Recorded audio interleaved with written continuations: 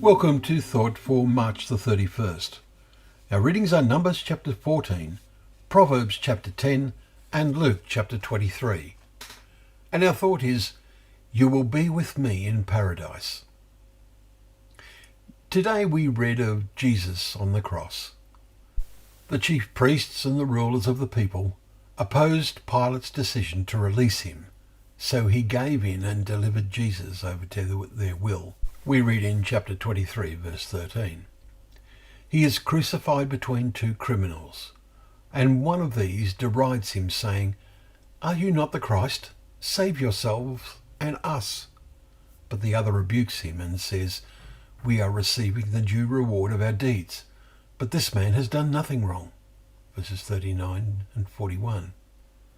Then he makes a request of Jesus, which, together with Jesus' answer, is widely misunderstood.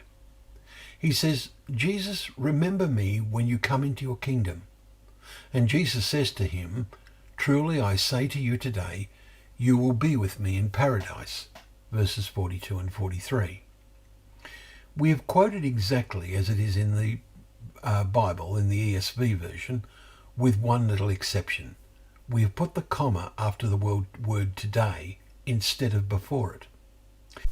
The original Greek has no punctuation at all, so translators use their own judgment as to how to punctuate the text when rendering it in English or any other language, and nearly all of them get it wrong in this verse. The question the criminal asked indicates he knew the teachings of Jesus, but had turned to bad ways. Maybe he learnt the prayer Jesus taught, "Thy kingdom come, thy will be done on earth." Matthew chapter 6, verse 10. The word paradise means a garden, a park. The Garden of Eden was a paradise. The whole world will become the Garden of Eden when Jesus sets up God's kingdom.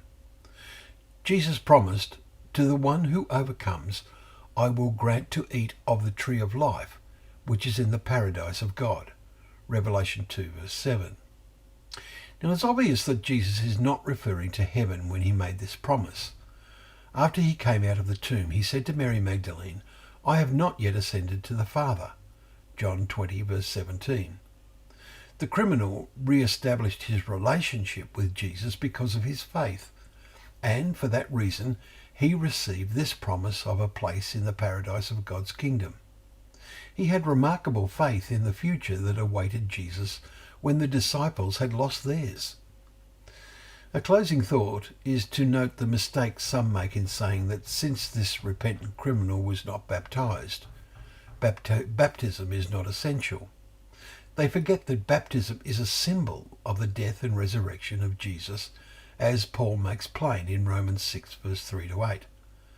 Baptism became essential after the resurrection of Jesus. Those who only knew the baptism of John had to be rebaptized, as Acts 19 tells us. The whole world is to become a paradise. What wonder awaits all who will be with Jesus then? Will you be with him in paradise?